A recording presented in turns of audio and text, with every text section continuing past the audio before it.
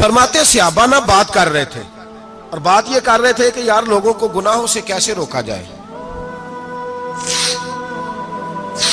लोगों को गुनाहों से गुफ्तगू सहाबा ये कर रहे थे। अब्दुल्ला इब्न उमर कहते हैं बैठे थे और जो गुफ्तगू कर रहे थे कि गुनाहों से प्लानिंग जी होती थी, उनकी जो महफिलें होती थी ना बैठ के, वो खुश गपियां नहीं होती थी, बल्कि वो तबलीग की जद्दोजहद की, लोगों को बुराई से मना करने के लिए बैठते थे, उस पर मंसूबा बंदी करते थे, प्लान करते थे, आगे तरतीब देते थे।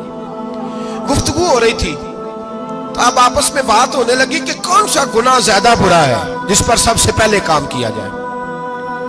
तो दूर एक सहाबी बैठे थे, उनका नाम था अब्दुल्ला इब्ने अमर। एक अब्दुल्ला बिन उमर है और एक अब्दुल्ला इब्ने अमर है। हजरत अब्दुल्ला इब्ने उमर दूर बैठे थे, बड़े समझदार सियाने बारीक बीन आदमी थे। तो हजरत उमर फारूक अपने बेटे से कहने लगे, जा अब्दुल्ला इब्ने अमर से पूछ के आ कि सबसे सख्त गुनाह कौन सा है। तवज्जो है मेरे भाइयों, इधर देखिएगा मेरी जानिब, पूछ के आ कि सख्त गुनाह कौन सा है।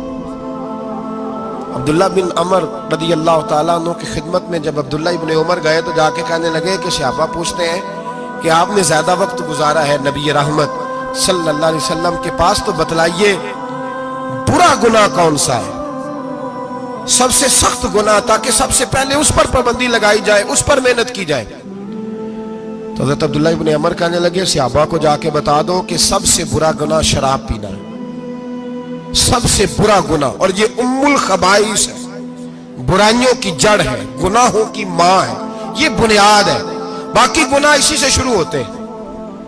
कहते हैं मैंने आके बताया तो हजरत अबू बकर सिद्दीक रदी अल्लाह तआला अन्हु सैयदना फारूक आज़म कहने लगे खुद जाते हैं, उनके पास खुद जाते हैं, चूंकि हमने बात सुननी है हम खुद जाते हैं और उनसे जाकर के सवाल करते हैं कि अगर आपको इस तफसील का पता है ना तो इसके पीछे भी कोई तफसील होगी जो मेरे नबी पाक ने बयान की होगी सल्लल्लाहु ताला अलैहि वसल्लम, उस तफसील का भी आपको पता होगा जो नबी पाक ने बयान की होगी, इस बात के पीछे जो बैकग्राउंड है, जो पस मंजर है। फरमाते हैं कि हम उठे, अब्दुल्ला इब्ने अमर के पास गए, उनसे जाके पूछा कि जनाब आपने ये तो फरमाया है शराब उम्मुल खबाइस है, तो इसके पीछे पस मंजर क्या है। तो अब्दुल्ला इब्ने अमर कहने लगे, ये मैंने अपने पास से नहीं कहा, ये मैंने नबी पाक से सुना हुआ है। हुजूर सैयद आलम सल्लल्लाहु अलैहि वसल्लम बैठे थे तो हुजूर ने फरमाया शराब ये नशा ये बुराइयों की मां है। और फिर हुजूर ने एक मिसाल बयान फरमाई, नबी रहमत अलैहिस्सलाम ने फरमाया बनी इसराइल का एक वाकया है, एक खूबसूरत जवान था, तो एक औरत का दिल आ गया उस पर। ये याद रख लें, हम लड़कों को मना करते रहते हैं लेकिन हमें घर की बच्चियों पर भी तवज्जो देनी होगी, हमें उनके खून पर भी निगरानी करनी होगी, हमें वहां भी गौर करना होगा।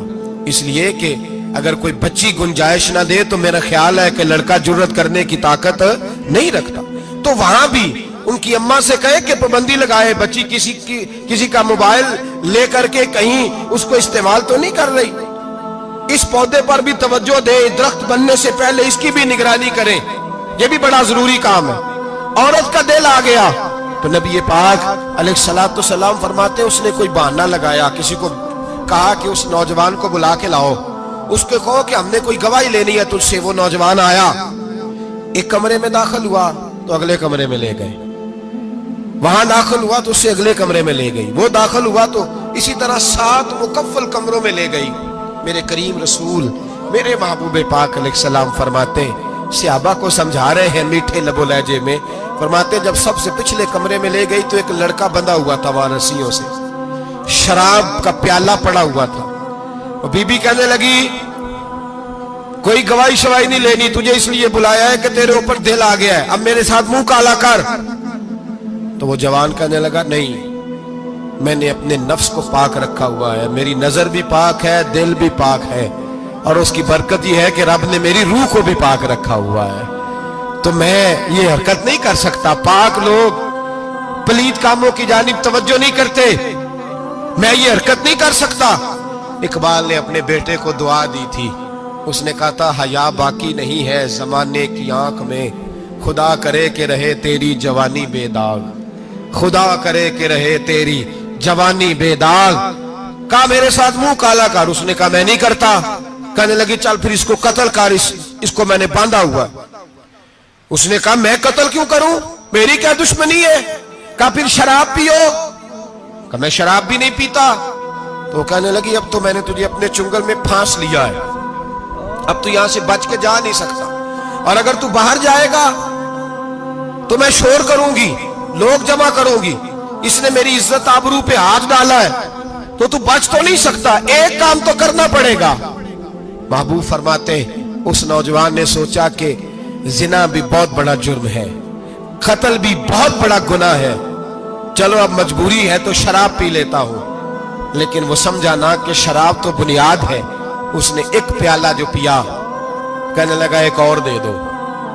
दूसरा पिया तो कहने लगा एक और दे दो। अब 3 प्याले 3 बोतलें शराब जो पी चुका तो खुमारी चढ़ गई। अब उस औरत के करीब जाने लगा कि मैं तेरे साथ जिना करूंगा। उसने कहा जब तक मैं करीब नहीं आने दूंगी जब तक तू इसे कत्ल न करे। उसने उसे कत्ल भी किया, जिना भी किया। तो महबूब फरमाने लगे ये कत्ल और जिना जो हुआ है तो ये शराब की वजह से हुआ है। गोया शराब को जुर्म है जो कत्ल भी कराएगी, जो जिना भी कराएगी।